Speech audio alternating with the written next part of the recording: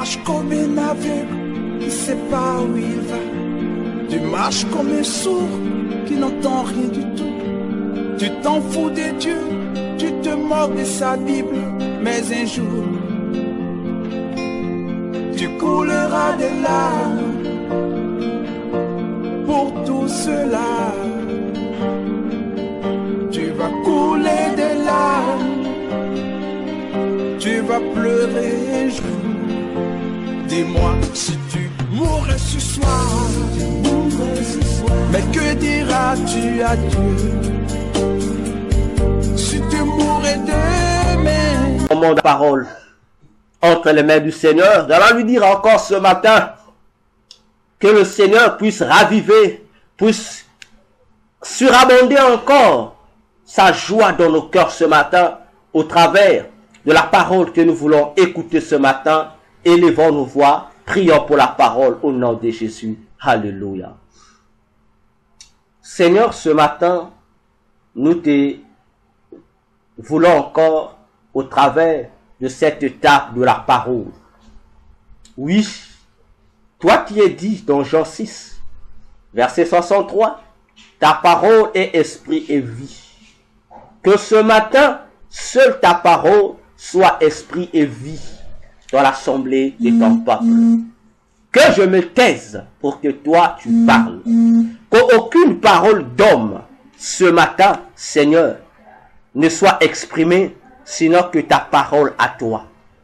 Ce matin, Dieu, fais-nous visiter ton royaume au travers de ta parole. Ce matin, Jésus, renouvelle notre intelligence au travers de ta parole. Comme il est écrit dans le psaume 119, que ta parole nous donne de l'intelligence. Que ce matin, Seigneur, que tu sois au rendez-vous. Comme il est dit dans Ésaïe, tu envoyas ta parole et ta parole les guérit.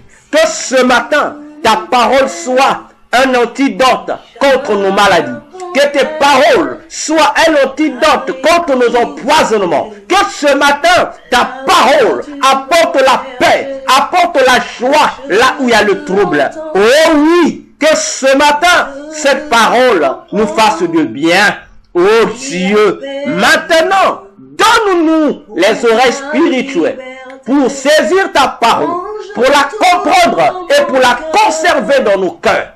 Seigneur, que toute force anti-parole de Dieu, toute force anti-proclamation de l'évangile de Jésus, maintenant est vaincue au nom de Jésus. Que tout esprit de distraction, tout esprit de dérangement, tout esprit de lourdeur, tout esprit de fatigue, tout esprit de sommeil sont vaincus maintenant au nom de Jésus. Nous les soumettons tous à l'obéissance captive de Christ au nom de Jésus.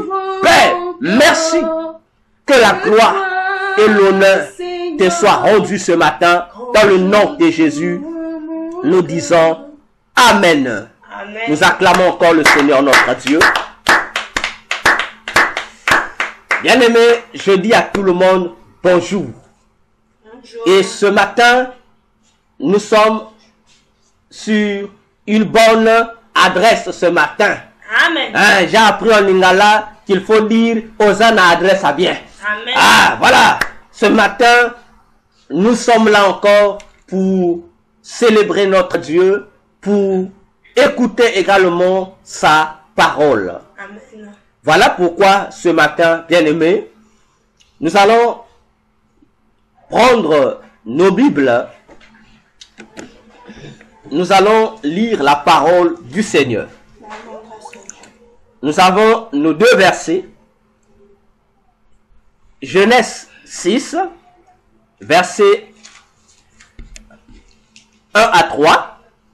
Genèse 6, versets 1 à 3. Nous avons Actes des Apôtres, chapitre 2, du verset 1 à 4.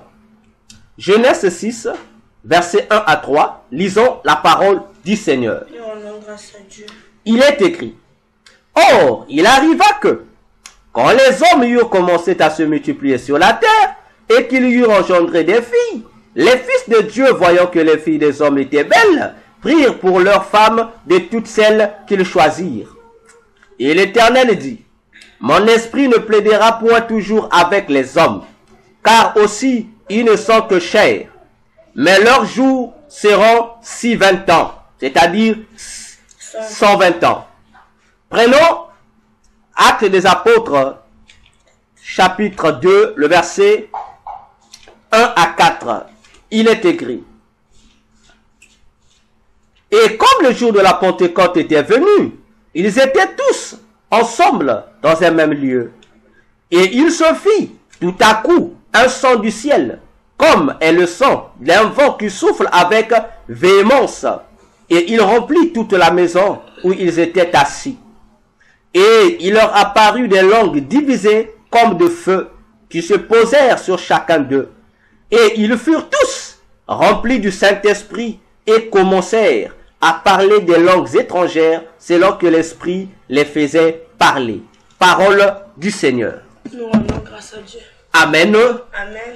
Alors, ce dimanche 30 juillet 2023, nous poursuivons avec notre séminaire sur le chrétien face à 2023. Et nous sommes sur notre thème « Comprends ta place dans le phénomène de la Pentecôte ». Comprends ta place dans le phénomène de la Pentecôte. Aujourd'hui, c'est la deuxième partie que nous allons entamer sur ce sous-thème. Alors, bien-aimés dans le Seigneur, la fois dernière, nous nous sommes arrêtés sur un point où nous sommes en train d'expliquer en vertu de ce que Jésus a dit aux apôtres dans Acte 1, le verset 8, que vous allez recevoir une puissance du Saint-Esprit survenant sur vous. Et la fois dernière, nous avons donné un point que nous sommes en train d'expliquer. Quelle est la nature de la puissance que les apôtres devraient recevoir venant du Saint-Esprit? Et la fois dernière, nous avons vu, avec la parole de Dieu, que la puissance là, ce n'était pas n'importe quelle puissance, mais c'était une puissance électrique. C'est-à-dire, c'était un courant électrique que Jésus communiquait aux apôtres. Et nous l'avons vu avec toujours Acte 2. Pourquoi c'était une puissance électrique? Et nous avons expliqué c'est quoi la puissance. On parle d'une puissance. Nous avons expliqué c'est quoi la puissance dans le domaine de la science. On a vu ça avec le domaine scientifique. Et nous avons compris en prenant toutes les définitions que la science donne en ce qui concerne la puissance.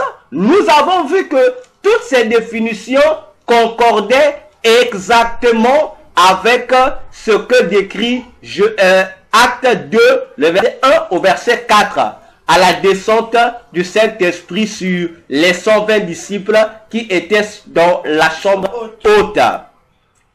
Et la dernière fois, nous avons dit, la deuxième partie, à la suite de notre étude sur comprends ta place dans le phénomène de la Pentecôte, nous allons voir la formule de la puissance par rapport à la Bible. Puisque l'esprit, la puissance, l'énergie que les disciples de Jésus reçoivent lorsqu'ils reçoivent le Saint-Esprit de Christ en eux est une puissance électrique. Donc obligatoirement, cette puissance obéit à la formule scientifique. Et nous avons dit, la science n'a pas commencé avec les hommes. La science a commencé avec Dieu. La science a commencé même avant que les anges ne soient créés. La science a commencé même avant que l'éternité ne soit éternité. La science était avec Dieu. Parce que Dieu est une source d'énergie. Voyez-vous, Dieu est une source d'énergie. C'est pourquoi dans Genèse 1, 1, le verset 2 et 3, Dieu pouvait dire que la lumière soit et la lumière fut. Parce que la lumière n'est que le résultat de l'énergie. Amen. Attention, la lumière est le résultat de l'énergie.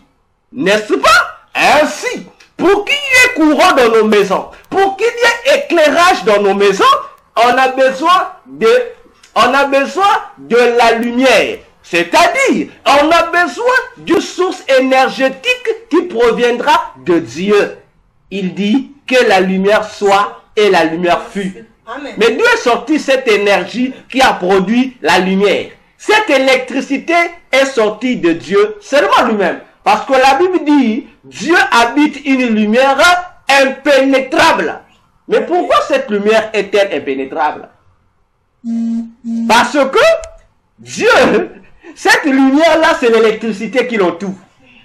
C'est pourquoi encore, la Bible ajoute, dans Hébreux 12, verset 29, que Dieu est un feu dévorant. Et nous l'avons expliqué en long et en large, que lorsqu'on parle du courant électrique, il s'agit d'un feu. C'est un feu. Et scientifiquement, on l'appelle la foudre. Vous savez que lorsque la foudre s'abat sur une maison, les dégâts qu'elle produit, voyez-vous, imaginons-nous un arbre, un gros arbre. Un arbre qui n'est pas sec, mais un arbre qui est humide. Mais une fois que la foudre s'abat sur elle, tout l'arbre est déchaissé. Attention. Ainsi, lorsqu'on dit Dieu est un feu dévorant, comprenons que Dieu est une source électrique tellement vaste et tellement puissante qu'il est difficile à un homme de s'approcher. Même les anges se couvrent parce que les rayons dégagés par cette source d'énergie qui est Dieu, bien aimé, ça peut détruire. Si tu ne fais pas attention, ça peut te détruire. Voyons-nous, ainsi, Dieu prend une portion de cette puissance électrique et communique cela à tous ceux qui acceptent Jésus comme Seigneur et Sauveur de leur vie, conformément à l'évangile de Jean, chapitre 1, le verset 12 au verset 14. Voyons-nous, donc, tout chrétien a en lui la formule de Dieu, de la puissance. Ça se trouve dans le chrétien. Ainsi, si nous parlons de comprendre ta place dans le phénomène de la Pentecôte, toujours dans cette voie pour amener le chrétien à comprendre comment il doit se tenir face à l'année 2023. Parce que la Pentecôte, nous le répétons, a été déviée de sa trajectoire par les faux serviteurs de Dieu, par les envoyés de Satan qui se sont infiltrés dans l'église, qui se sont infiltrés parmi les chrétiens pour empêcher les chrétiens de voir marcher dans la vision que le Seigneur a donnée. Cette vision qui doit les conduire au royaume des cieux, c'est-à-dire à l'enlèvement de l'église. Ainsi, Satan et ses serviteurs infiltrés au milieu des chrétiens ont converti la Pentecôte en une sorte de fête païenne. Donc, au lieu de laisser la Pentecôte dans sa nature sacrée, dans sa nature divine, Satan a réussi à créer une deuxième Pentecôte qui n'a rien à voir avec la Pentecôte de Dieu. Voilà pourquoi chaque année, vous avez des églises qui célèbrent la Pentecôte. Chaque année, les églises qui s'apprêtent à la Pentecôte, on célèbre la Pentecôte. Ça devient une fête. Alors que la fête de la Pentecôte, c'est une fête qui doit t'amener dans une réjouissance divine. Dans cette réjouissance-là, bien aimé, tu dois prendre conscience que quelle est ta place dans cette réjouissance de la Pentecôte? Ce n'est pas la Pentecôte telle que les églises les font aujourd'hui. Ça, c'est un blasphème. Ça, c'est s'opposer à l'ordre de Dieu qui se cache dans la fête de la Pentecôte. La fête de la Pentecôte, c'est une fête dans laquelle Dieu est en train de faire la moisson générale de tous les produits que Jésus a eu à planter. Je m'explique. Jésus est la sémence que Dieu a plantée sur la terre. Pour qu'en retour, conformément à Isaïe 53, que Jésus, cette sémence, puisse produire pour former un grand champ. Un grand champ pour la gloire de Dieu. Et la Bible dit encore, Jésus disait que le champ de Dieu est vaste, mais il y a peu d'ouvriers. Attention, Église. Et l'apôtre Paul disait, dans 1 Corinthiens 3, le verset 9, que le champ de Dieu, c'est l'Église. Or, si l'Église est un champ, mais quelle est la graine qui a produit ce champ-là? C'est Jésus. Comme il pouvait encore dire que je suis la pierre angulaire. Je suis la pierre sur laquelle sera bâtie l'église de Dieu. Raison de plus aux apôtres de dire que l'église est bâtie sur le fondement des apôtres et des prophètes qui est Jésus. Voyons-nous, c'est pourquoi Jésus est appelé le rocher des âges.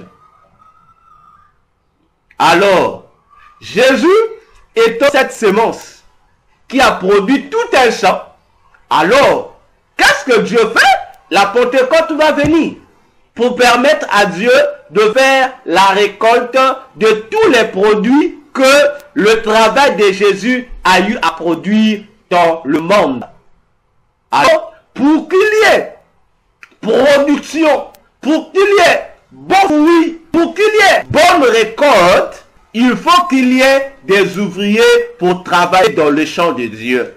Et l'apôtre Paul, toujours dans 1 Corinthiens 3, pour encore dire que nous, les serviteurs de Dieu, que nous, les chrétiens, que tous ceux qui ont reçu le Saint-Esprit de Jésus, Paul dit, nous sommes tous ouvriers avec Dieu pour la croissance du champ de Dieu, c'est-à-dire pour le développement de l'Église, c'est-à-dire pour le perfectionnement de l'œuvre de Dieu, afin d'amener les frères, les sœurs, les hommes de Dieu, les femmes de Dieu, les serviteurs de Dieu, les servantes de Dieu à atteindre la maturité dont Christ a besoin. Cette maturité qui est révélée dans Éphésiens 4, le verset 11. Cette maturité qui amène tous les chrétiens du monde entier à ressembler, à avoir la stature parfaite de Christ. Car, mettons deux points. J'ai dit car, mettons deux points, soulignons la phrase qui va suivre. Tout chrétien, toute chrétienne, tout serviteur, toute servante de Dieu qui ne va pas avoir la maturité de la stature parfaite de Christ n'aura pas part à l'enlèvement de l'Église. Je répète encore et je pèse mes mots. Tout chrétien, toute chrétienne, tout serviteur de Dieu, toute servante de Dieu qui ne va pas atteindre la stature parfaite de Jésus, il ne sera pas enlevé lorsque Jésus reviendra pour prendre son église.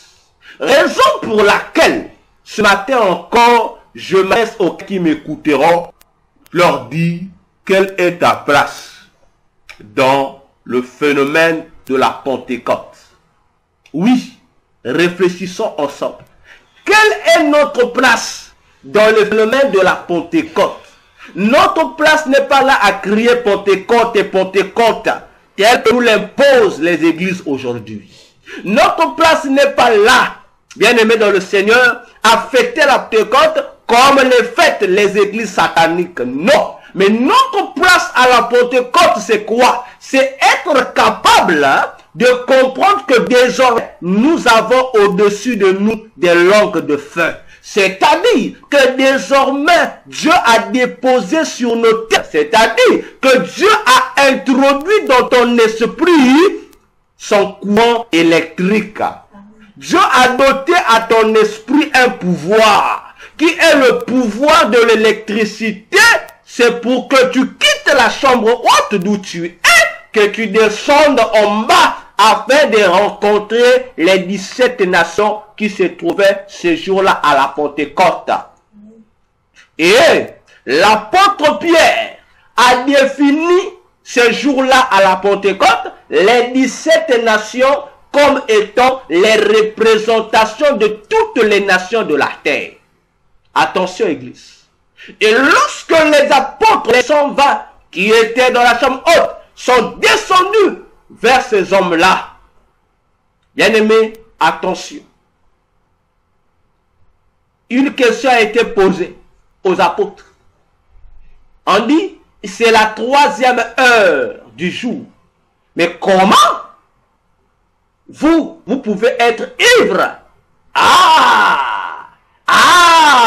Église, regarde ta montre prophétique. Quelle heure est-il? Je dis, regarde ta montre prophétique. Quelle heure est-il?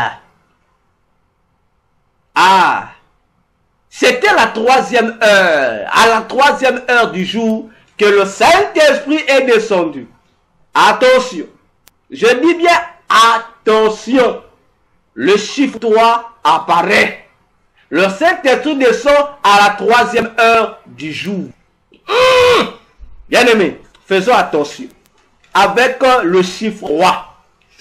Rappelez-vous, un jour, alors que Jésus était avec les disciples dans la barque, il a dit aux disciples, allez dans l'autre bord. Lui aussi, Jésus a pris un autre bord. Les disciples sont retournés à l'autre bord et lui aussi a pris un autre chemin. Il est aussi allé dans un autre bord. Il a dit, je vous rejoindrai.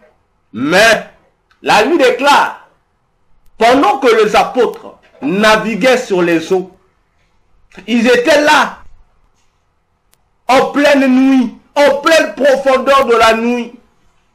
Curieusement, la Bible dit, à la 4e veille de la nuit, Église, Jésus marcha sur les eaux, en venant à leur direction.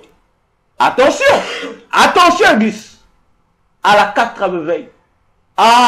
Mais si le Saint-Esprit vient au chiffre 3, donc, sachons-le que, à la 4e heure, au chiffre 4, Jésus doit rejoindre l'église. Jésus doit rejoindre l'église. Lorsqu'il a dit aux disciples, rejoignez l'autre bord, il n'avait pas dit aux disciples d'aller dormir. Il dit, je viens. Comme pour dire aux disciples, en allant dans l'autre bord là, ayez toujours un regard derrière, parce que je viens. Et lorsqu'il va, les apôtres ont dit, non, ça c'est un fantôme. Il croit pour dire que ça ne peut pas être Jésus. Et c'est la même maladie aussi qui a infecté les églises aujourd'hui. Combien sont les églises qui vous parlent du retour de Jésus? On vous parle de tout. Mais les églises qui parlent de Jésus pour dire il revient, frère, ces églises-là sont devenues rares. Ces églises-là, ils disent que Jésus est un fantôme. Comme pour dire c'est un mythe. Le retour de Jésus c'est un mythe, il ne reviendra plus. Et il y a même des églises, chez moi ici au Congo, il y en a, des églises chrétiennes, dirigées par des soi-disant prophètes, qui disent aux gens, Jésus ne reviendra plus. Je vous dis, j'en connais ici. Dans ma ville, j'en connais. Ces églises-là sont claires.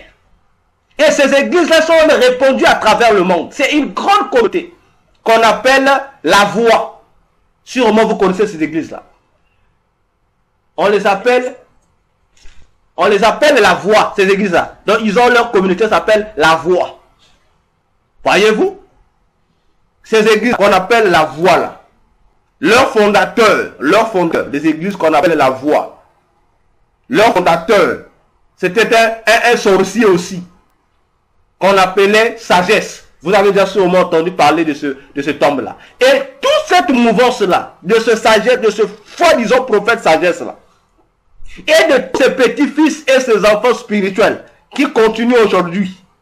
Ils sont le fruit, puisqu'on doit tout dire les vérités, Église. Ils sont le fruit des autres hommes de Dieu sorciers. Donc vous voyez que c'est une génération de sorciers. Et dans les générations de sorciers-là, les pères spirituels de ces hommes de Dieu sorciers-là, qui enseignent aux gens que Jésus ne verra plus. Béni In fait partie des petits-fils de ces pasteurs-là. Idaoussa fait partie de ces fils-là, de ces pères soi-disant spirituels-là. Hein? Voilà. Parce qu'aujourd'hui, les chrétiens ne veulent plus dire la vérité. Lorsqu'on dit la vérité, on dit non, on critique. Non, frère, j'ai toujours dit, aussi longtemps que je serai chrétien, je n'hésiterai pas à dénoncer le faux avec leur nom. Jésus l'a fait. Les apôtres l'ont fait. Pourquoi à notre tour aujourd'hui, les soi-disant pères d'église veulent nous faire taire? Non, ne cite pas le nom. Moi, je cite les noms. Pour que toi qui écouteras, comme ça, tu n'ailles pas dans l'église de cet homme de Dieu-là. Parce que si je te dis seulement les églises qui font ceci, il y a des églises, ça ne va pas trop t'aider. Parce qu'il y a plusieurs hommes de Dieu que nous voyons ici, qui sont dans le satanisme. Tu ne verras pas les signes là. On va te dire, si tu vois, lui il fait pas ceci, mais c'est un sataniste. Donc lorsque je te dirai que tel homme de Dieu sataniste, ça va te permettre de ne plus aller. Voyez-vous? Donc, Idaoussa, Béni In, cet homme de Dieu sagesse, il était africain, il est à RDC. Les héritiers d'Idaoussa. Et chez nous ici, ils ont des noms. Hein? On l'appelle, c'est lui qui a bâti le fils qui a bâti ici. Il s'appelle le puissant guerrier. On l'appelle le puissant guerrier. Voyez-vous? Et et c'est une communauté répandue à travers le monde. Des sorciers, ça. Qui disent aux gens, Jésus ne reviendra plus.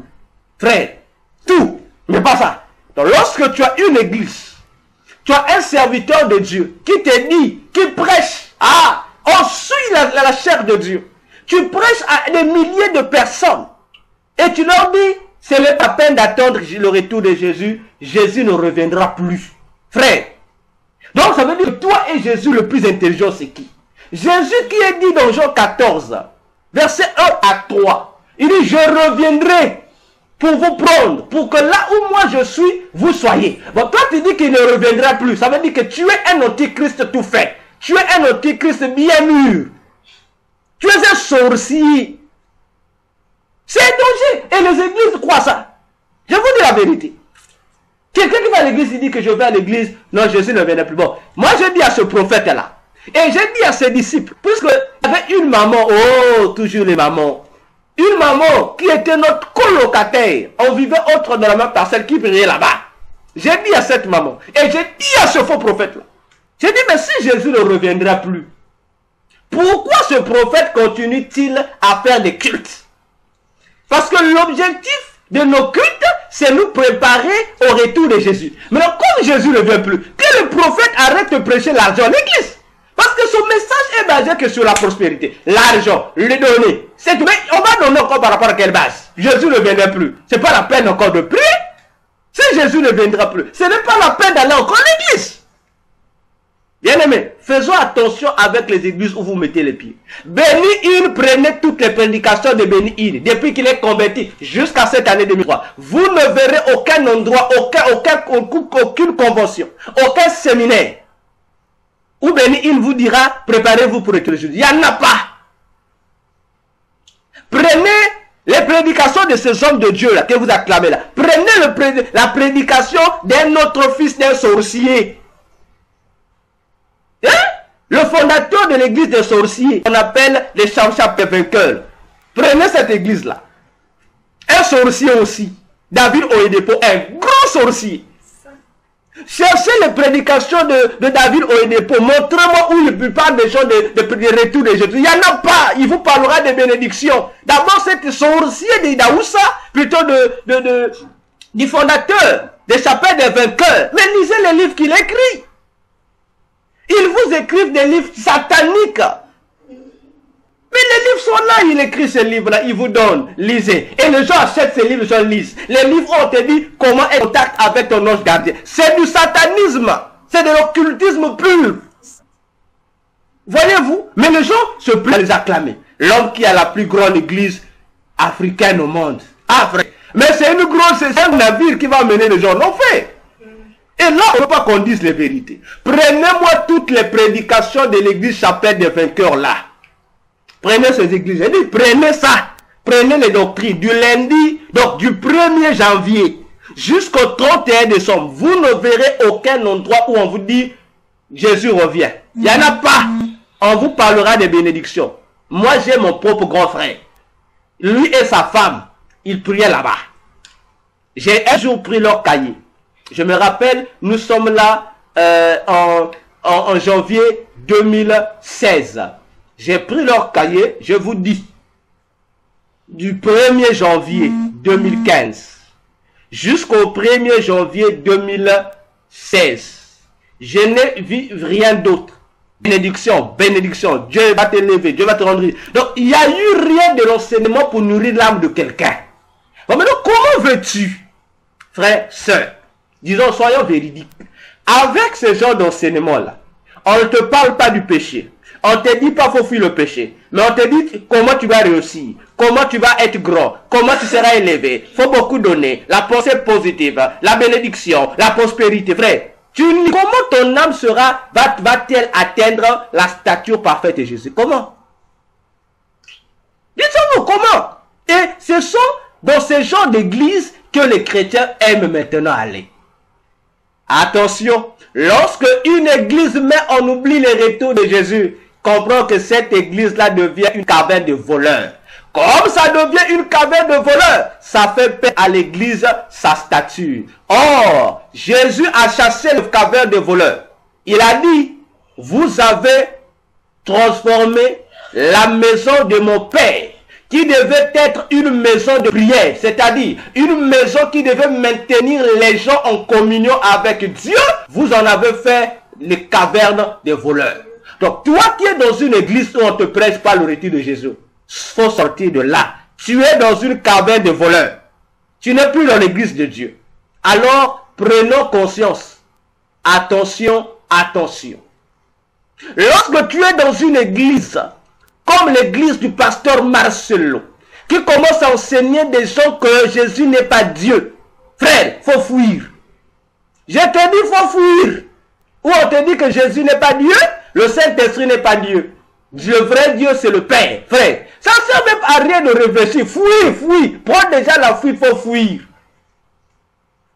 Parce que si Jésus n'est plus Dieu, si le Saint-Esprit aussi n'est plus Dieu, si le vrai Dieu, ce n'est que le Père, donc le Fils n'est pas le Saint-Esprit n'est pas le Fils n'est pas le Père, et le Père n'est pas le Saint-Esprit. Frère, ça veut dire que on t'amène vers une autre divinité qui n'a rien à voir avec Dieu. Parce que le Saint-Esprit, c'est le Fils, c'est le Père. Maintenant, si on te fait comprendre qu'il y a trois personnes, elles ne sont pas pareilles. Frère, ça c'est la doctrine du catholicisme. C'est enseigné dans le catholicisme. Et je voulais toujours répéter, l'église catholique ne croit pas que Jésus soit Dieu. On appelle Jésus Dieu par attribution dans le sens qu'il est le Fils de Dieu. Donc, pour dire Fils de Dieu, donc, quand on l'appelait petit Dieu, on l'appelle, on ne croit pas que le Jésus-Christ soit Dieu. L'église catholique ne croit pas ça. Pour eux, le Fils c'est une autre personne, le Saint-Esprit c'est une autre personne, et Dieu aussi c'est une personne. Ça là, c'est ce qu'on appelle la Trinité satanique. En bon terme, on appelle ça le tritéisme. C'est-à-dire, c'est une combinaison de trois divinités. Satan, le Père, la Reine du Ciel et l'Antichrist, le Fils. Maintenant, on prend cette histoire-là du satanisme, on veut fusionner ça, substituer ça à la Trinité divine. Voyez-vous donc, on remplace le vrai Dieu, le Fils et l'Esprit de Dieu par des faux. Et c'est là qu'on vous présente. Dans une église où on te dit que Jésus n'est pas Dieu, il faut sortir. C'est-à-dire, cette église ne diffère de rien des témoins de Jéhovah. Donc une église qui te dit que Jésus n'est pas Dieu, ce n'est pas lui-même le Père. Frère, ne réfléchis pas. Peu importe la renommée de ce pasteur qui te dit ça. Comprends que ce pasteur-là et les témoins de Jéhovah, ils ont maintenant la même divinité qu'ils adorent. Comprends que ce pasteur-là adore la divinité que l'islam. Parce que l'islam aussi ne croit pas que Jésus soit Dieu. Mais ils sont pareils. Donc, Allah qui dit que Jésus n'est pas Dieu et le pasteur qui dit que Jésus n'est pas Dieu, ils sont de la même, comment on dit, les oiseaux du même plumage. Il faut fuir ces églises-là. Et parmi les critères qui démontrent une église qui a Satan, il y a le fait de nier la divinité de Jésus. C'est pas un débat, frère. J'ai toujours dit c'est au choix. Alors, quelle est ta place dans le phénomène de la Pentecôte? Voilà pourquoi les chrétiens qui commencent à dire Amen aux prédications où on leur dit Jésus n'est pas Dieu, comprenez que ce sont des chrétiens tourneurs qui ne comprennent pas pourquoi ils sont dans la Pentecôte. Pourquoi le Saint-Esprit est descendu à la Pentecôte? Église, quelle est ta place dans le phénomène de la Pentecôte? Oh chrétien, réveillons-nous. Tu as reçu une puissance au-dedans de toi. Il faut que tu prennes conscience. Il faut que tu prennes conscience. Dernièrement, je pense que c'était hier, j'ai reçu une vidéo que une maman m'a donnée concernant une émission. Fait par, c'est une émission américaine qu'on appelle Supernatural. Hein, c'est fait par un homme qu'on appelle Sid, quelque chose comme ça, Supernatural. Elle m'a demandé si je connaissais cette émission. J'ai dit oui, je connais ça. De temps en temps, on m'envoie les liens de ces vidéos-là. Vous savez, ces vidéos-là, lorsque vous suivez cette émission, à la première vue, ça tire. Lorsque vous voyez les gens venir témoigner de leur rencontre avec Jésus, de leur expérience divine, ils ont rencontré Jésus, ils ont été amenés au ciel, ils ont vu des anges. C'est bien, c'est une merveille, n'est-ce pas? Mais une chose que j'ai remarqué dans cette émission-là, c'est que tous ceux qui viennent parler là-bas, je dis bien, et je pèse mes mots, je pèse mes mots, tous les hommes qui viennent parler là, et les femmes qui viennent témoigner là, ils n'ont qu'un point commun, ils ne parlent que d'une chose, c'est quoi? La puissance. La puissance de quoi? Des miracles. Tous ceux-là qui viennent témoigner là, j'ai vu le ciel, et ceci, Jésus m'a rencontré, il vient que parler d'une seule chose, les miracles. Non, Jésus nous a donné le miracle, de guérir toute maladie. Il se base que sur les miracles. Et un jour, je suis rentré dans leur site.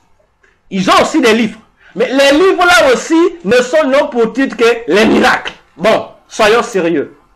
Je dis aux chrétiens, soyons sérieux.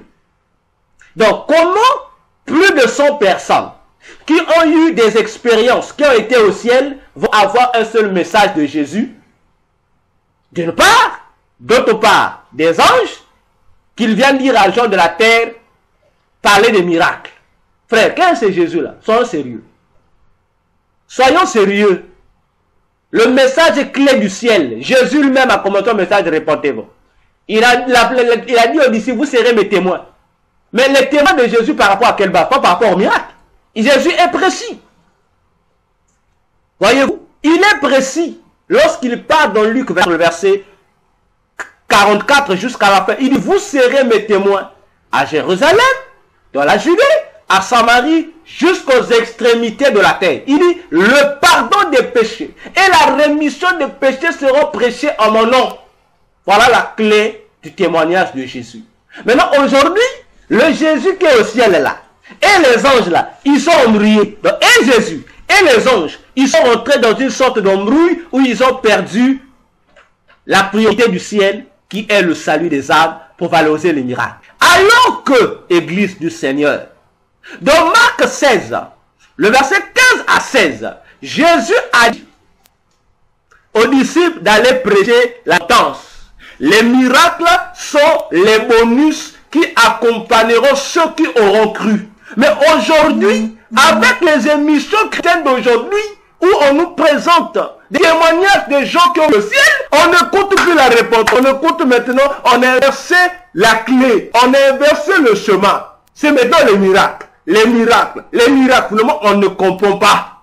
C'est pourquoi, frères, sœurs, je vous dis, faisons attention avec les émissions chrétiennes que vous suivez. Parce que c'est quand même cruel. Vis-à-vis du temps obscur, prophétique, que l'Église est en train de traverser, que Jésus au ciel ne prête pas attention à l'état d'âme de son peuple. Que Jésus puisse fermer les yeux pour dire au peuple, recevez les miracles. Frère, Église du Seigneur, quelle est la place dans le phénomène de la Pentecôte? Église, faisons attention. Ton état d'âme en dépend. Ton futur en dépend. Tu pourras pourtant être plus riche que Bill Gates, mais tu ne rentreras pas au ciel.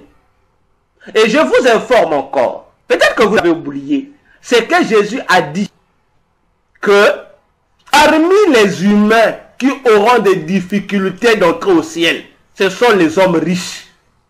Les hommes qui veulent être toujours grands. Les hommes qui veulent toujours être prospères. Sachez-le que vous aurez des difficultés d'entrer dans le royaume des cieux. Maintenant, c'est dans ce critère-là que Satan amène les chrétiens. Voyez-vous, faisons attention. Église, faisons attention. La Pentecôte ne nous a pas été donnée pour que nous soyons détournés de Jésus. Mais elle a été donnée pour que nous puissions nous rapprocher du jour au jour de Jésus. Pour être prêts lorsque Dieu viendra faire la récolte. C'est-à-dire lorsqu'il viendra enlever l'église. Toi, tu seras quelle récolte, toi? Quelle graine seras-tu? Peut-être que tu es le safoutier. Et Dieu, lorsqu'il doit venir te prendre, il doit trouver que tu dois être un safoutier qui a produit. Mais s'il vient te trouver que tu es un figuier stérile, tu ne seras pas enlevé. Tu vas rester. Tu vas rester avec tes prédicateurs là, qui te prêchent la pensée positive là. Il faut être riche, il faut être ceci. N'est-ce pas? Au lieu d'enrichir ton âme, on enrichit ton corps. Alors que le corps ne va te servir de rien. Ce qui va te servir, c'est ton âme, c'est ton esprit. Ton esprit et ton âme sont pauvres, mais ton corps est riche. Alors que le corps va pourrir. Au lieu de t'amener à l'essentiel, on t'amène à l'accessoire. Attention, Église. Quelle est notre place dans le phénomène de la Pentecôte?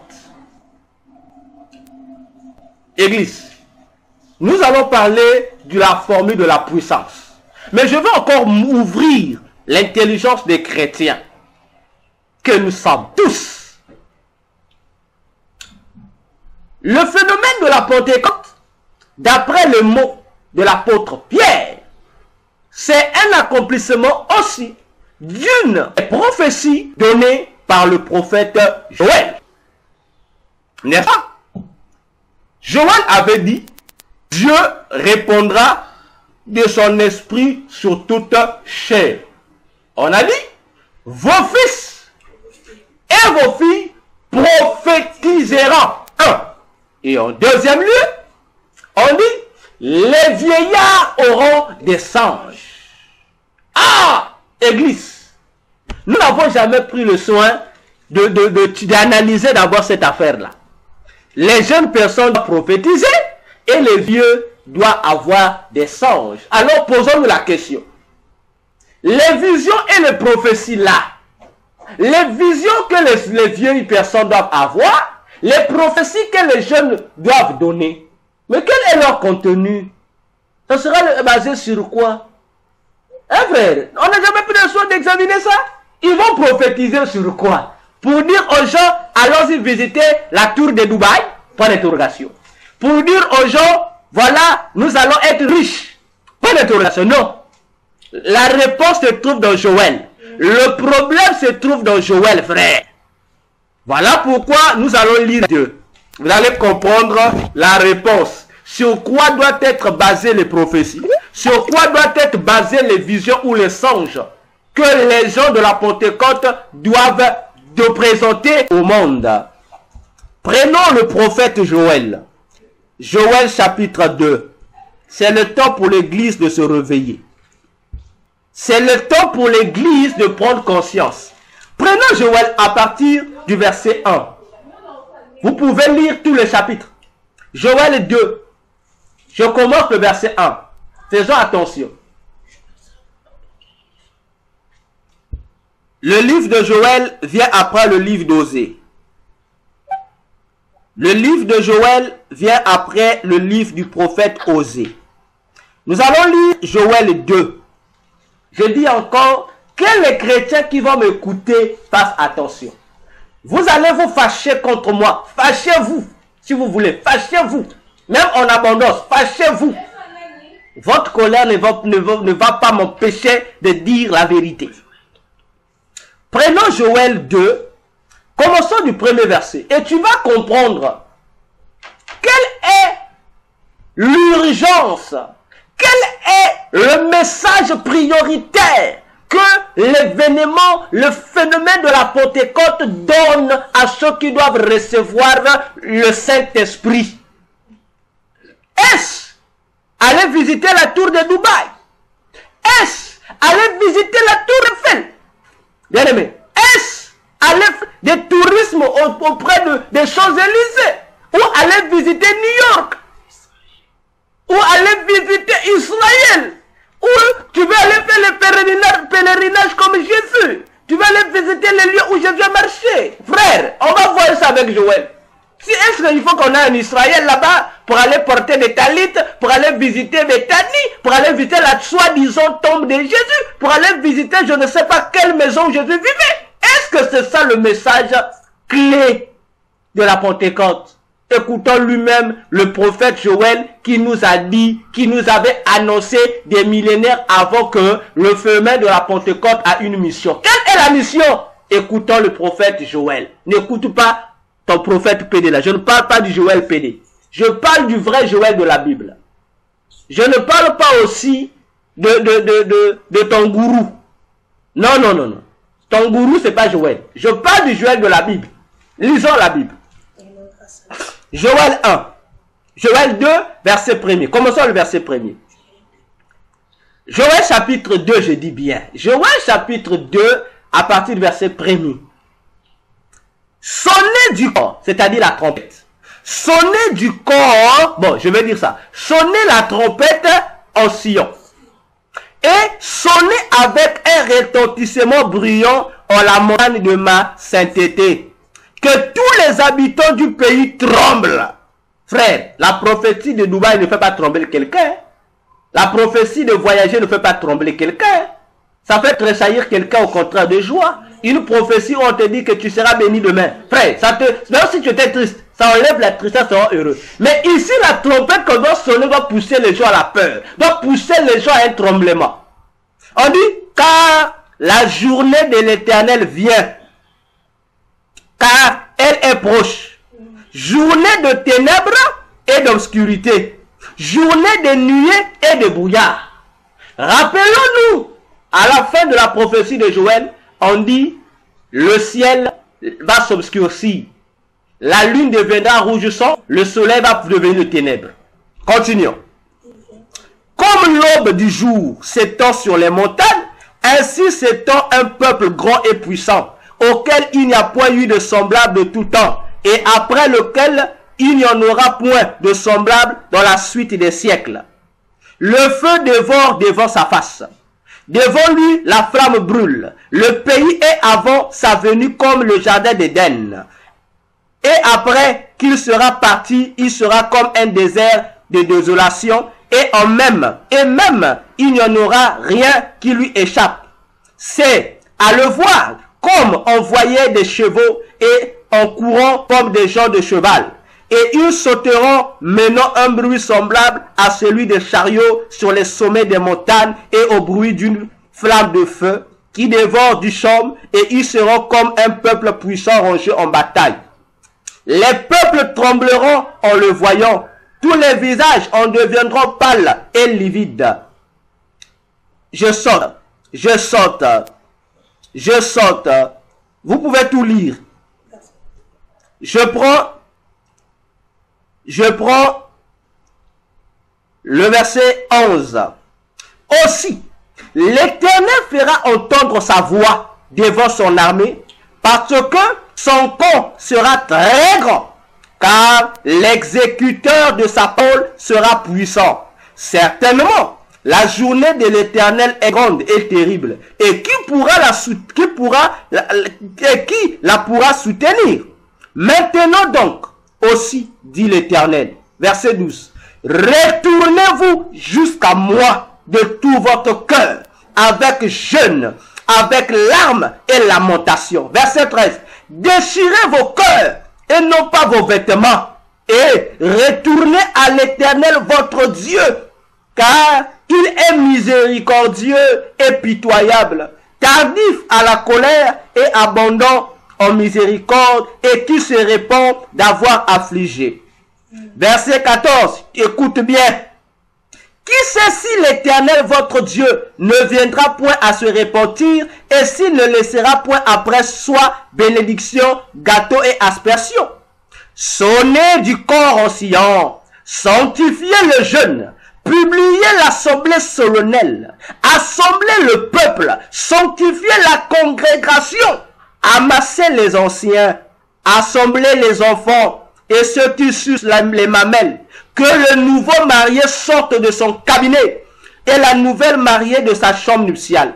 Que les sacrificateurs qui font le service de l'Éternel pleurent entre le porche et l'autel, et qu'ils disent, Éternel, pardonne à ton peuple et n'expose point ton héritage à l'opprobre, tellement que les nations en fassent le sujet de leur raillerie. Pourquoi dira-t-on entre les peuples, où est leur Dieu? Or, l'Éternel a été jaloux de sa terre, et il a été ému de compassion envers son peuple. Ah, Église, je sors, vous pouvez lire tout le chapitre.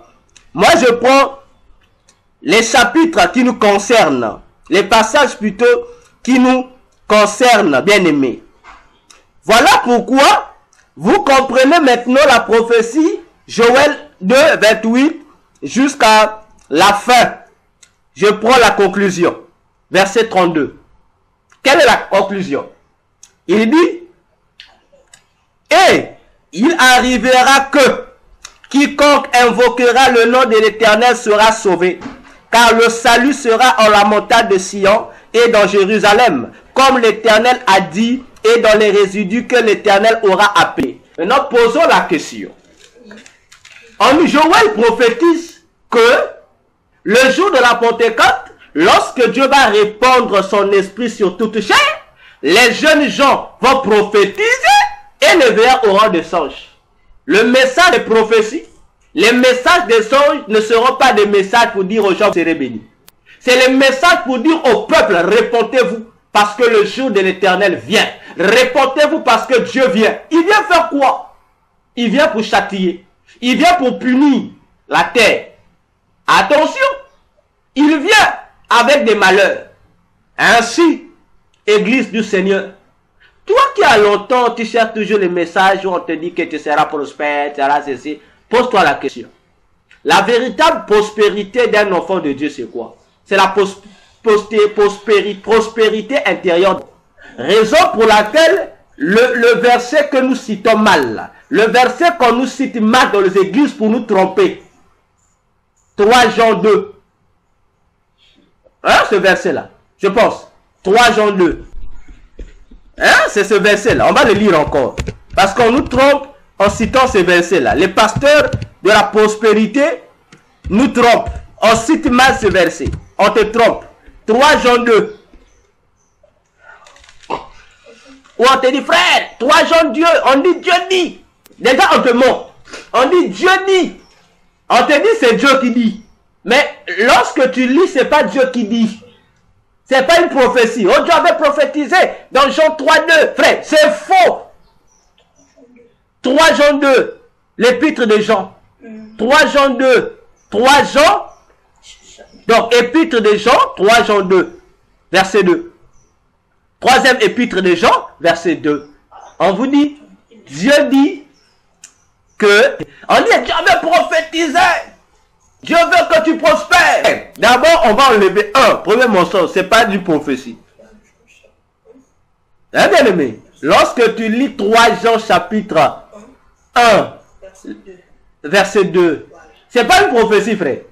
Hein, ma soeur, c'est pas une prophétie. On t'a d'abord menti que Dieu avait prophétisé. C'est pas une prophétie. Hein, c'est une déclaration. C'est pas une prophétie. Pire encore, c'est un souhait. Pas Dieu qui donne. C'est un homme qui donne. Il fait un souhait. C'est l'apôtre Jean qui fait son souhait. Voyez-vous, c'est un souhait. C'est pas une prophétie. Donc, le souhait, ça veut dire, c'est un homme qui le fait. Ça veut dire que le souhait peut se réaliser tout comme ça ne peut pas se réaliser. Il y a une différence entre un souhait et une prophétie.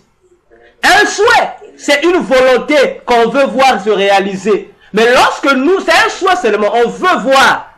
Donc, ça peut ou ça ne peut pas se réaliser. C'est Jean, l'apôtre Jean qui s'adresse à l'ancien Gaius. Il lui dit, Gaius, s'il ne s'agissait que de moi je veux vraiment que toi tu prospères. 1, on avait déjà dans la tête que c'est une prophétie. C'est pas une prophétie. 2, c'est pas Dieu qui dit. Troisièmement, là où on te trompe, on précise pas. On te dit seulement Dieu veut. Dieu dit, il prophétise que tu sois prospère. 3 Jean 2, frère, lisons bien. On dit ceci. Bien-aimé, je souhaite que tu prospères à tout égard et sois en bonne santé. Comme prospère l'état de ton âme. Ah, c'est la partie là en coupe où les gens qui vous prêchent les bénédictions là ne vous donnent pas. On se limite et sois en bonne santé. Mais Jean dit, le souhait de l'apôtre Jean sur la prospérité à tout égard, c'est quoi? C'est que cette prospérité doit être semblable à la prospérité de l'état d'âme du bien-aimé Gaius. Bon, maintenant, toi, tu as d'abord un état d'âme pourri, un état d'âme pauvre, un état d'âme qui n'a aucune richesse divine, mais on te dit que tu vas prospérer. Frère, cette prospérité-là, ça sera une prospérité physique qui n'aura rien à voir avec Dieu. Tandis que tu seras prospère à tout égard physiquement, mais spirituellement, tu es comparable à un tombeau blanchi. Oui, Jésus a appelé les pharisiens des tombeaux blanchis. Parce que physiquement, les pharisiens présentaient un aspect glorieux. Ils présentaient un statut riche. Les vêtements qu'ils portaient, ils étaient renommés, ils étaient connus, ils étaient respectés. Mais Jésus a dit que ce sont des tombeaux blanchis. Pourquoi Jésus a appelé les pharisiens des tombeaux blanchis? Physiquement, les pharisiens étaient comparables aujourd'hui, je peux dire, aux prêtres, hein, aux prêtres catholiques. Ils sont toujours propres. Ils ont toujours des belles voitures. Ils sont à l'aise physiquement. Ils ressemblent à nos pasteurs aujourd'hui. Ils sont riches. Tu le vois. Il est là, milliardaire. Il se vante d'avoir la plus grande église de la terre. Il se vante d'avoir 5000 âmes. Il se vante d'avoir des dettes privées. Il se vante de tout. On dit, ah, ça c'est le vrai pasteur. Et les Juifs avaient une habitude. Qu'est-ce que les Juifs faisaient? Lorsque les Juifs arrivaient proche de la fête de Pâques, disons déjà, lorsqu'ils rentraient au mois de Nissan, c'est-à-dire au mois de mars, puisque la Pâques devait avoir lieu le 14 Nissan. Donc, les Juifs, qu'est-ce qu'ils faisaient déjà? Donc, avant le 14, les jours qui précédaient, ils devaient déjà faire quoi? Ils devraient, puisque la plupart des jours de la fête, il y avait aussi les Juifs de la diaspora, c'est-à-dire les Juifs qui étaient hors d'Israël. Ils venaient en masse en Israël pour la fête de la Pâque. Il y avait aussi certains étrangers qui s'étaient judaïsés, qui venaient de toutes parts aussi pour fêter la Pâque. Parce que la fête de la Pâque est la plus grande fête des Juifs. Parce que c'est pour eux comme la fête nationale, comme la fête de l'indépendance.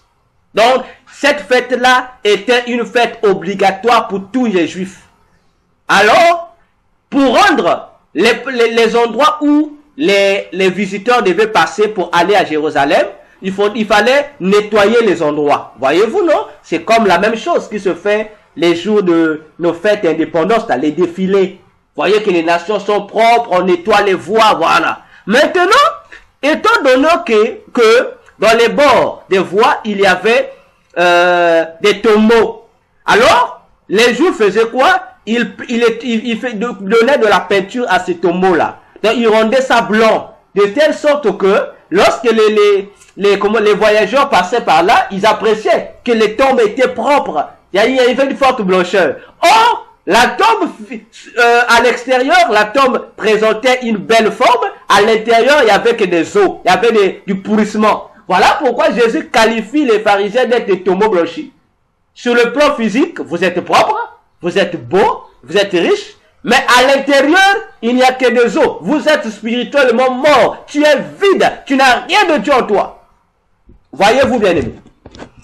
Alors, Jean dit à Gaius, il doit prospérer d'après l'état de son âme. Donc, si Gaius, d'abord, intérieurement, il n'est pas riche, ça veut dire qu'il ne sera pas riche. Voyez-vous? Alors, Église, prends la Bible. Lorsque le pasteur te prêche, lorsque le pasteur enseigne, frère, il faut prendre les versets, il faut relire les versets toi-même d'abord. Parce que nous, les prédicateurs, on est des bandits. Les prédicateurs, nous sommes comme des terroristes. Voilà, on te fait dire quelque chose, comme toi tu suis seulement notre notoriété, c'est que c'est le docteur qui a parlé, donc c'est vrai. Mais le docteur a passé de te mettre en erreur. C'est pourquoi un enfant de Dieu, peu importe le prédicateur qui te prêche, prends les versets, relis ça toi-même à la maison. Fais comme le chrétien de Bérée. Lorsque l'apôtre Paul prêchait, les chrétiens de Bérée examinaient tous les jours ces enseignements de Paul pour voir s'ils étaient conformes à la loi que eux ils avaient, c'est-à-dire à l'Ancien Testament que eux ils avaient. Imagine-toi, on fait passer les enseignements de l'apôtre Paul du lundi au dimanche au scanner de la parole de Dieu. Maintenant, toi, frère, tu ne veux pas faire ça. Non, le pasteur avait déjà dit. Ah! Voilà comment on t'éloigne de ta véritable place de la Pentecôte pour t'amener vers des Pentecôtes qui n'ont rien à voir avec la Bible. Le message de la Pentecôte, c'est inviter à aller prêcher la repentance. Voilà pourquoi les disciples, les 120, lorsqu'ils sont descendus de la chambre haute, quel est le message qu'ils ont annoncé à la foule qui était là? Ils leur ont dit, c'est ici l'accomplissement de ce que le prophète Joël avait dit. Et ils ont dit, répentez-vous au nom de Jésus, convertissez-vous, soyez baptisés au nom de Jésus, et vous recevez le Saint-Esprit, puis vous serez sauvés. Bon, et nous aujourd'hui, et les premiers bénéficiaires du phénomène de la Pentecôte, les 120, et ils ont compris que la Pentecôte était un message, la repentance.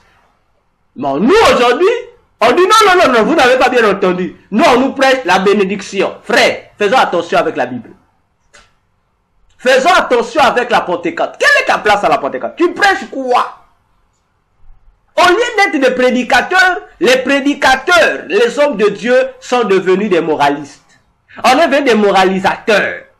Et frère, je vous dis, ça me fait pitié. Surtout sur TikTok. Oh, TikTok. Tu vois que on vous présente des prédications, des gens qui viennent vous prêcher la morale à l'église. Les hommes que Dieu n'aime, les hommes que les femmes n'aiment pas. Les femmes que les hommes n'aiment pas. Frère, bon, maintenant prenons-moi la Bible. Montrez-moi les critères que vous vous donnez là. Montrez c'est écrit dans la Bible. Voyez qu'une individu qui se nomme prophétesse. Donc, du 1er au 30, tu n'es que là pour prêcher le genre la morale dans l'église. Une femme, une bonne femme doit être comme ceci. une bonne femme doit bien s'habiller. Ma soeur, mais prophétesse, maman prophétesse, tu es sûr que dire à une femme qu'elle doit s'habiller, c'est ce qui va la mener au ciel? Arrêtez de présenter la morale dans les églises. On a besoin de l'évangile de Jésus à l'église et non de la morale. J'ai toujours dit, si vous voulez être des moralisateurs ou des moralisatrices, venez en Afrique. Je vous dis, en Afrique ici, les écoles d'Afrique manquent. Surtout chez nous au Congo, nous avons un problème avec des enseignants à l'école.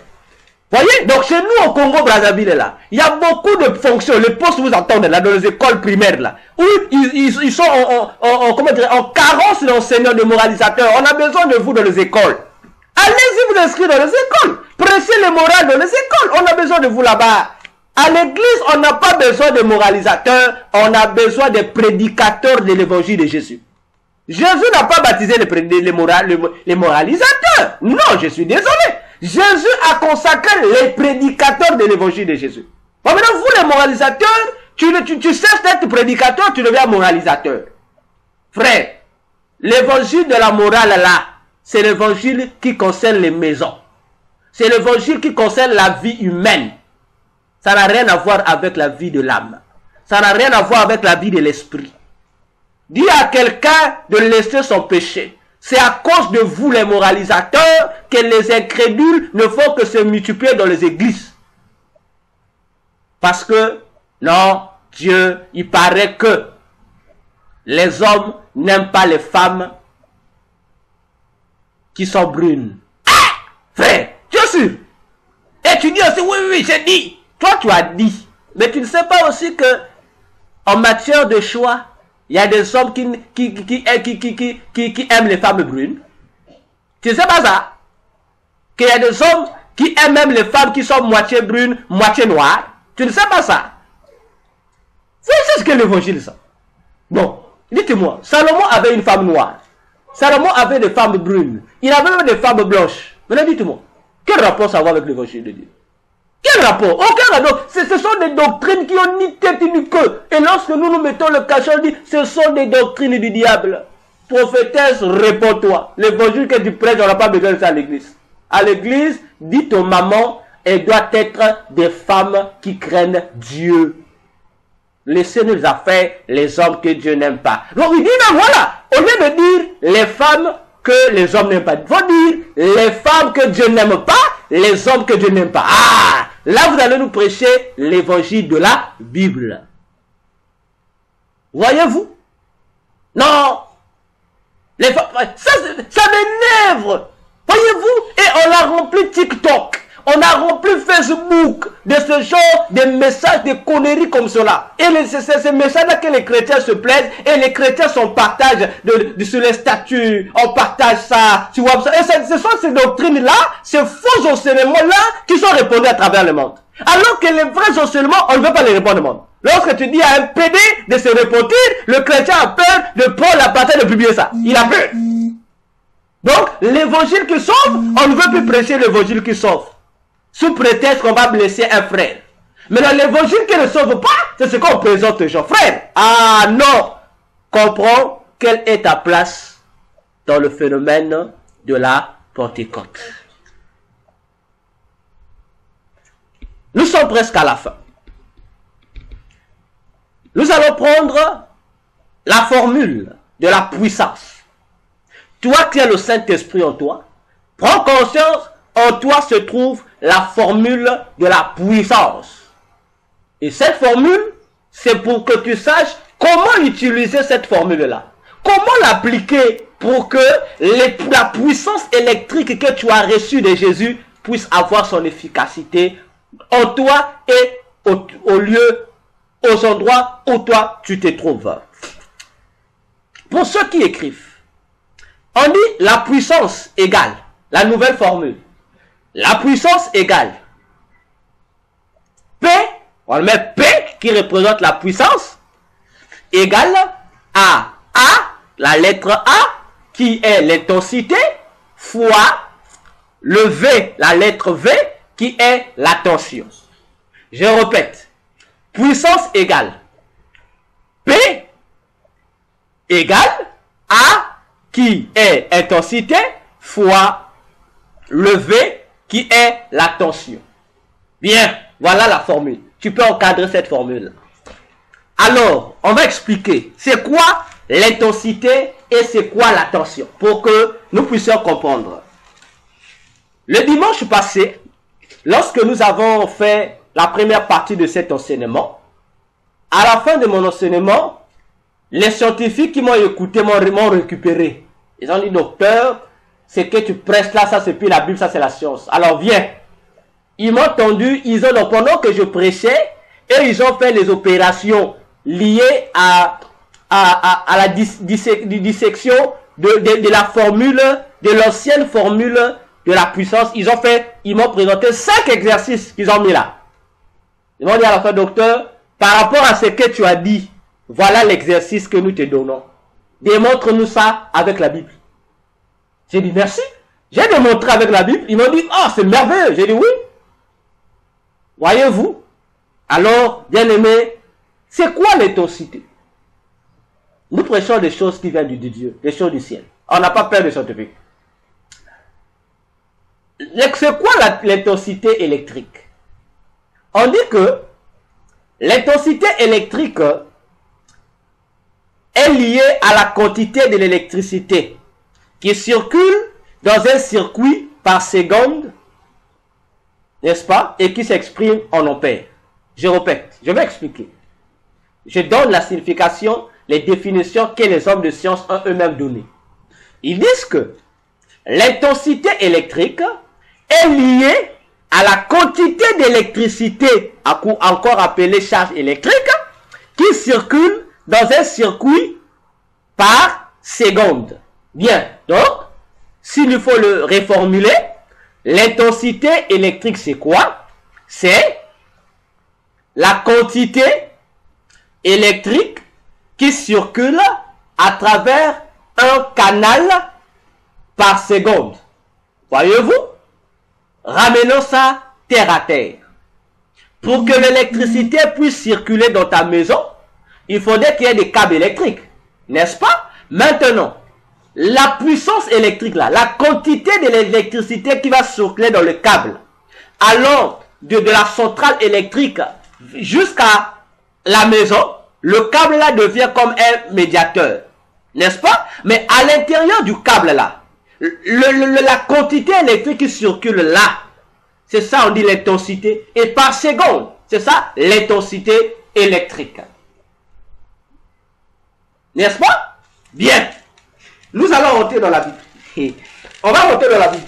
On va montrer l'intensité dans la Bible. N'est-ce pas? Nous avons puissance égale à P. P égale A fois V. Donc, le P, c'est la puissance qui est le Saint-Esprit.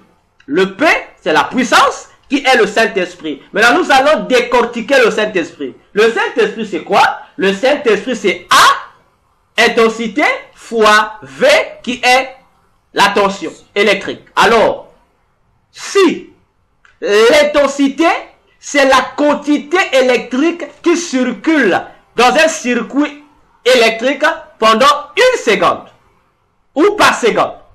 Alors, on va lire Actes des Apôtres, chapitre 2, le verset 1 à 4, que nous avons lu tout à l'heure. On va comprendre c'est quoi donc l'intensité divine. Acte 2, verset 1 à 4. Je vais prendre le verset 3 au verset 4. Et il leur apparut des langues divisées comme de feu qui se posèrent sur chacun d'eux. Et ils furent tous remplis du Saint-Esprit. Je m'arrête là. Vous avez compris? Donc, Acte 2 ici nous informe que le Saint-Esprit qui est l'électricité dans son absolu va utiliser un câblage qui est les 120 qui représente 120 câbles connectés au Saint-Esprit qui doivent à leur tour fournir de l'électricité vers les 17 nations qui se trouvent au pied de la chambre haute. Ensuite, les langues de feu se divisèrent d'abord. Donc, vous comprenez, hein? Il y a un feu qui va se diviser en plusieurs langues de feu selon le nombre des individus qui devaient recevoir cette puissance-là. Ah! La Bible dit, chaque langue de feu sur la tête de chaque personne se trouvant dans la chambre haute. Donc, les langues de feu là, c'est la quantité électrique qu'ils ont reçue. C'est ça leur intensité. Et ils ont reçu ça pas aussitôt. Parce que ça s'est divisé. Or, la division, donc il y a eu une division, et il y a un temps pour la division, et il y a un temps où les langues divisées devaient se répertorier sur chaque individu concerné. Alors, Église, l'intensité ici, c'est la capacité que chacun a reçue. La portion de la langue de feu que chacun a reçue sur sa tête. J'espère que vous me comprenez très bien. Prenons Jean chapitre 2. L'évangile de Jean chapitre 2, le verset 13 au verset 17. Prenons Jean chapitre 2, le verset 13 au verset 17. La Bible déclare: car la Pâque des Juifs était proche. C'est pourquoi Jésus monta à Jérusalem. Et il trouva dans le temple des gens qui vendaient des bœufs et des brebis et des pigeons et des changeurs qui étaient assis. Et ayant fait un fouet avec des petites cordes, il les chassa tous du temple avec les brebis et les bœufs, et il répandit la monnaie des changeurs et renversa les tables. Il dit à ceux qui vendaient des pigeons: Jésus, pourquoi tu veux seulement aller t'adresser à ceux qui vendaient des pigeons? Il leur dit: ôtez ces choses d'ici et ne faites pas de la maison de mon père un lieu de marché. Ce qui est traduit dans Luc 2 qu'avec des voleurs. Alors, ses disciples se souvinrent qu'il était écrit: le zèle de ta maison m'a rongé. Point. Vous avez compris, hein? On dit: le zèle de ta maison m'a rongé, c'est-à-dire m'a dévoré. Oh, donc, dans la maison de Dieu, où on faisait du commerce, il y avait un zèle là-bas qui dévorait les gens. Mais le zèle vient de quel mot? Le mot zèle vient du mot ferveur. Le mot ferveur vient du mot chaleur. C'est la résultante d'une chaleur. Or, la chaleur elle-même est le produit d'un feu. Donc, dans la maison de Dieu, il y avait un feu qui était en train de dévorer Jésus. C'est-à-dire, le feu là était en train de consumer Jésus. De sorte que Jésus ne pouvait pas se retenir et regarder ce qui est beau. Jésus ne va pas s'adresser à ceux qui vendaient des bœufs ou des brebis. Mais il va s'adresser à ceux qui vendaient des pigeons.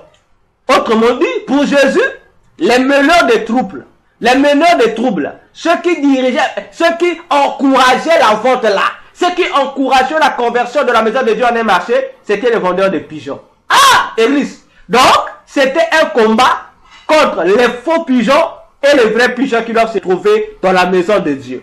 Or, la Bible nous informe, à partir du baptême de Jésus, que le véritable pigeon qui a le droit d'être dans la maison de Dieu, qui a le droit d'être vendu à ceux qui viennent de la maison de Dieu, c'est le pigeon qui vient du ciel, qu'on appelle l'Esprit de Dieu. Pas les faux pigeons des vendeurs là. Attention, Église. Or, le pigeon de Dieu, c'est un feu. Le pigeon de Dieu, c'est un feu. Raison pour laquelle je comprends que le jour de la Pentecôte, les apôtres ont reçu, comme Jésus, lors du baptême de son baptême, ils ont reçu, de la même manière que Jésus a reçu son pigeon, de la même manière que eux aussi ont reçu leur pigeon. Pourquoi faire? C'est pour faire quoi? C'est pour faire l'œuvre que le pigeon doit faire. Mais quelle est l'œuvre du pigeon? L'œuvre du pigeon, lorsque Noé libéra le pigeon, la colombe, la Bible déclare, l'objectif c'était que la colombe aille et revienne pour dire à Noé si le sec apparut sur la terre. Ah, le Saint-Esprit qui descend à la Pentecôte vient vérifier si il y a le sec sur la terre. Parce que Dieu doit venir faire son habitation sur la terre parmi les hommes. Mais si Dieu vient trouver qu'il y a encore les résidus du péché, il y a encore le déluge, Dieu ne peut pas s'installer sur la terre. Le Saint-Esprit est venu de la même manière que la première fois où la colombe est partie, est revenue avec l'olivier pour dire non, le péché est encore sur la terre. De la même manière aussi, le Saint-Esprit doit repartir à l'enlèvement de l'église auprès de Dieu avec la feuille de l'olivier qui est l'église. Comme pour dire, voilà le fruit de l'onction qui a été répandu sur la terre.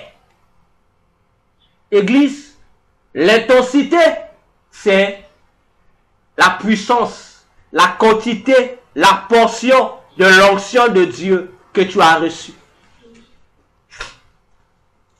Alors, bien-aimés dans le Seigneur, faisons attention. Je dis, faisons attention. Nous allons lire encore un autre passage. Prenons Romains 12, le verset 11. Romains 12, le verset 11, l'apôtre Paul dit ceci.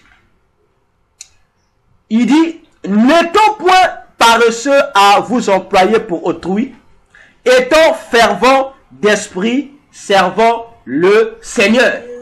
Donc vous comprenez que, de la même manière que un câble est inondé, rempli par l'électricité, de la même manière aussi, le chrétien qui reçoit le Saint-Esprit est doté d'une puissance, d'une intensité. Mais cette intensité-là doit circuler dans les chrétiens par seconde. C'est-à-dire, ça doit être fait de manière vive, de manière expresse. L'onction doit être agitée, doit être utilisée avec empressement. Voilà pourquoi on dit, il faut servir le Seigneur avec ferveur. Or, lorsque nous parlons de l'empressement, ça veut dire qu'il faut le faire avec force, avec courage. Parce que le courant doit circuler. Il faut que ça soit fait en toute vitesse. Donc, il faut du courage pour mettre en valeur l'onction de Dieu que tu as reçue. Si tu n'es pas courageux, l'intensité va rester immobile. L'intensité ne va pas être répandue dans le circuit que tu es parce que il n'y aura pas un déplacement, il n'y aura pas circulation de la tension électrique. Et à cause de cette stagnation de la tension électrique, la maison qui doit être éclairée ne pourra pas être éclairée. Église, fais attention. Quelle est ta place dans le phénomène de la Pentecôte? Voilà encore, l'apôtre Jacques va dire, dans Jacques 5, verset 16, il dit, l'efficacité de nos prières dépend de l'attitude de notre foi. Autrement dit, pour que la foi d'un chrétien soit efficace, il faudra que cette foi soit propulsée par l'intensité que dégage le croyant. Il dit, là c'est la prière du juste qui a l'efficacité.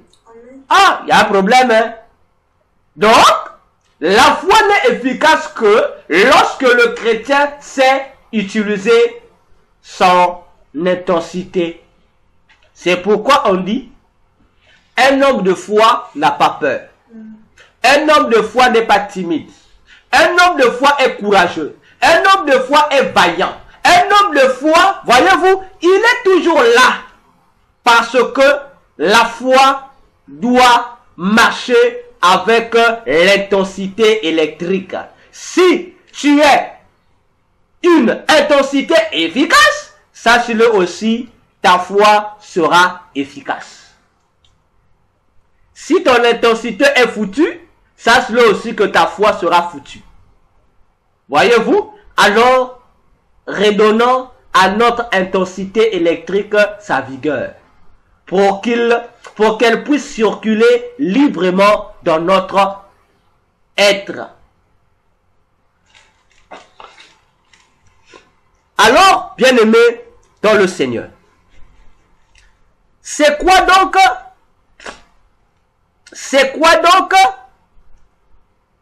la différence entre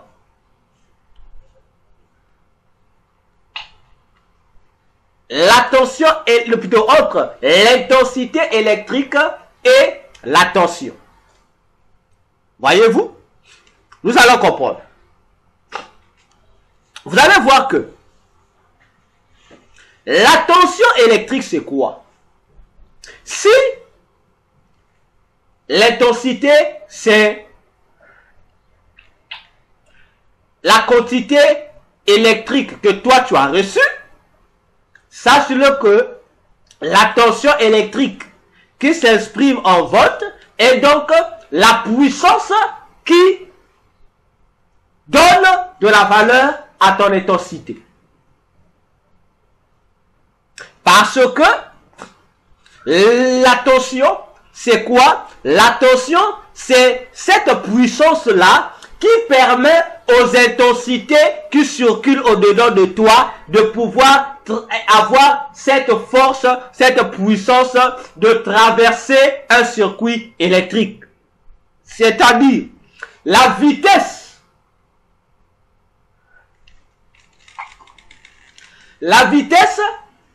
de l'intensité, c'est ça, la tension. Voilà pourquoi j'ai dit tout à l'heure, l'intensité, c'est la quantité de la puissance de l'Esprit de Dieu que tu as. Tandis que la tension, c'est la puissance, la rapidité qui s'associe à cette intensité pour que les deux unissent puissent produire un résultat parfait. Donc, puissance, qui est le Saint-Esprit, égale l'intensité, c'est-à-dire la quantité de l'onction de Jésus que tu as reçu, fois le volt. Le volt, c'est-à-dire la tension, qui est l'efficacité, la puissance qui accompagne, excusez-moi, la puissance qui accompagne ton intensité. Donc, définissons la formule du Saint-Esprit en tant que puissance. Donc, le Saint-Esprit égale puissance de Dieu, n'est-ce pas, égale la quantité de l'onction reçue multipliée par l'efficacité, autrement dit, par l'attitude que toi tu as. Je répète, la puissance du Saint-Esprit égale la quantité d'onction, de pouvoir que tu as reçu, multipliée par ton attitude. C'est ce qui va te donner résultat, va te donner l'efficacité du Saint-Esprit. Donc, si tu veux être capable d'utiliser le Saint-Esprit, prends seulement la portion du pouvoir que tu as, multiplie ça par ton attitude à toi. Tu trouveras le résultat. Donc, si la puissance est en toi, mais si ton attitude ne renforce pas la puissance, sache que la puissance là sera sans effet. Sache que tu auras le Saint-Esprit en toi, mais ton Saint-Esprit sera inactif jour après jour. Pour que le Saint-Esprit soit efficace en toi, il faudra que non seulement que tu parles, j'ai le Saint-Esprit, j'ai l'onction. Non! L'onction doit être utilisée. L'onction ne t'a pas été déposée. Tu n'as pas été fait dépôt d'onction de Dieu pour que tu puisses faire sa promotion. Non, c'est pour que tu puisses faire travailler cette onction. Mais pour faire travailler cette onction, il te faut manifester, il te faut ajuster, multiplier, associer l'onction que tu as reçue avec la tension électrique qui s'exprime en volts. Avec quelle capacité toi tu fais fonctionner l'onction de Dieu? Avec quel degré de volt toi tu fais marcher l'onction de Dieu? Parce que aussi longtemps que l'onction n'est pas mise en valeur, tu resteras toujours chrétien de nom. Alors que un chrétien véritable, c'est le chrétien qui démontre la puissance de Dieu, qui met la puissance de Dieu, qui met le Saint-Esprit en action. Alors, bien-aimé dans le Seigneur, réfléchis. Je vais m'arrêter ici. Réfléchis, je t'ai donné la puissance. Alors, regarde maintenant tes attitudes. Est-ce que tes attitudes communiquent-elles à ton intensité, à la quantité d'onction que tu as reçue, une puissance ou ça l'affaiblit? Réfléchissons. Est-ce que la manière dont toi, tu te disposes pour faire agir l'Esprit de Dieu, cette manière-là donne-t-elle du courage au Saint-Esprit ou ça vient affaiblir le Saint-Esprit? Réfléchis. Un seul instant. Réfléchis. Lorsque tu entends parler le nom de Satan à tes côtés, est-ce que le nom là te fait peur ou ça te donne la force encore de prier? Réfléchis.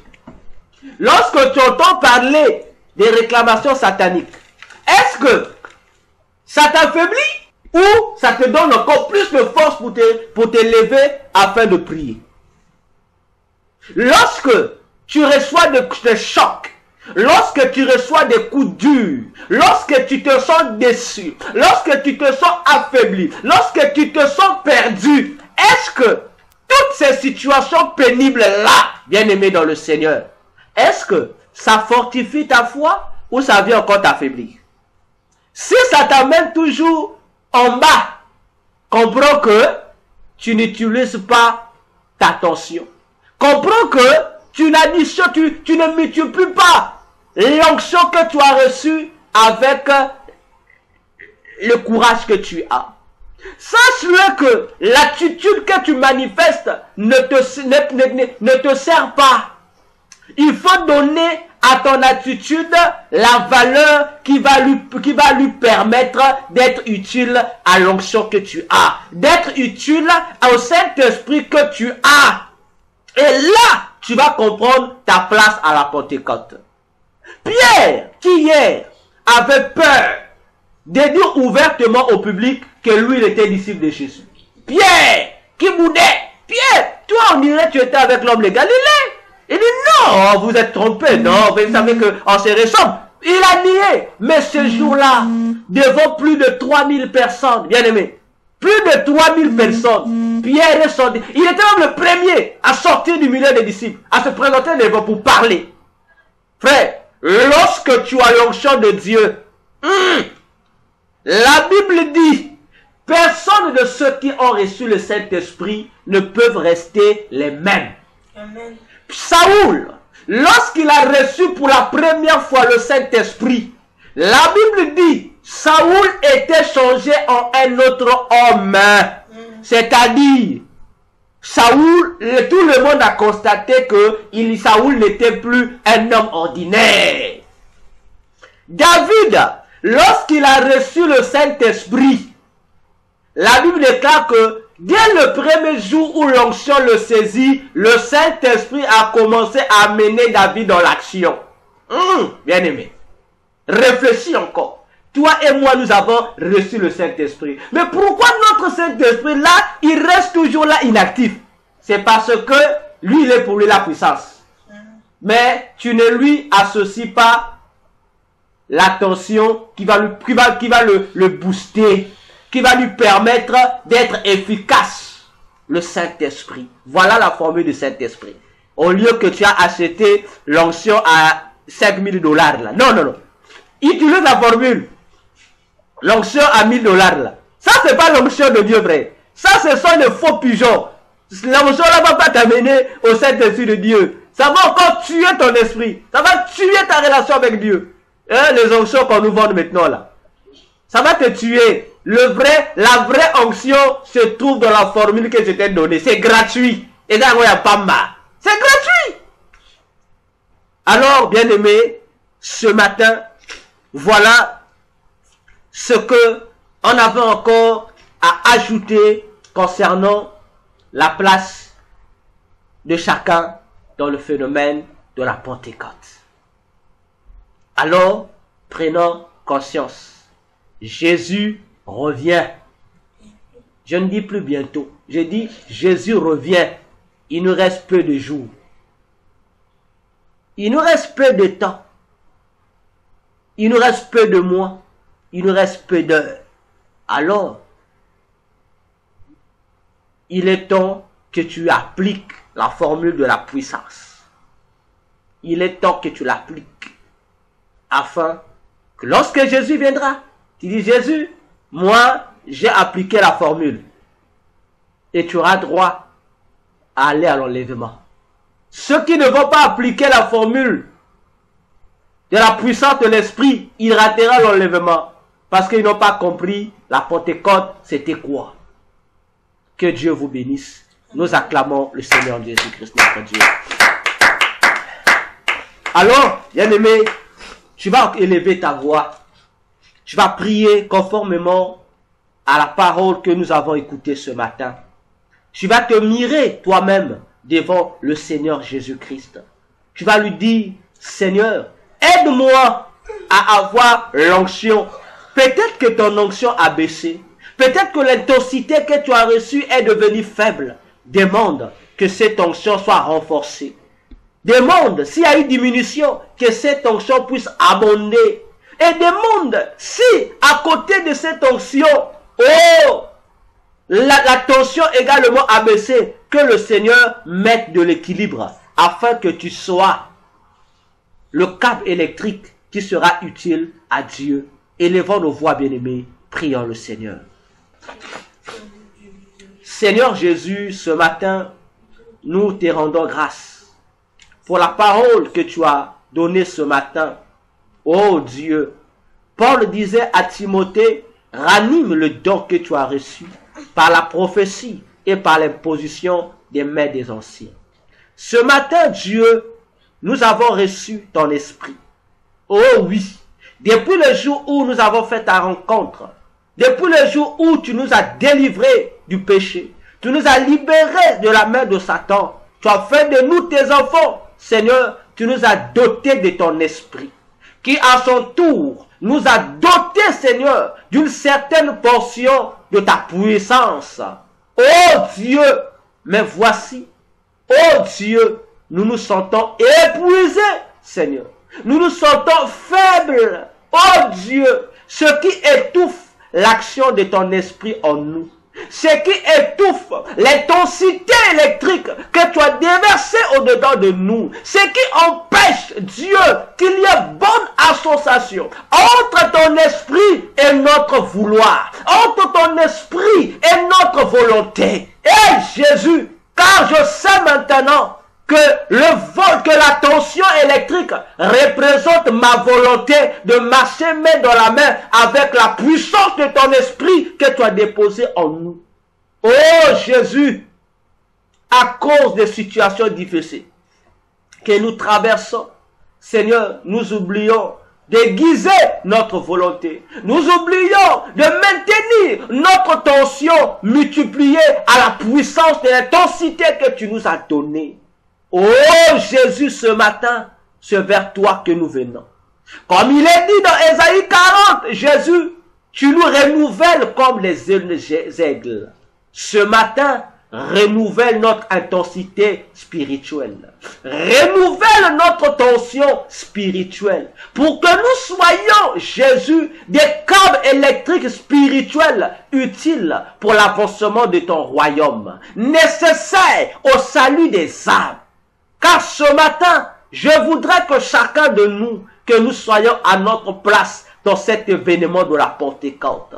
Car jusqu'à aujourd'hui, nous sommes dans la Pentecôte de Jésus. Nous ne voulons pas que, après la Pentecôte, lorsque viendra la fête des trompettes, Jésus, que nous soyons en retard. Oh non, Jésus. Car lorsque la trompette sonnera, Jésus, c'est lorsque tu reviendras prendre l'église.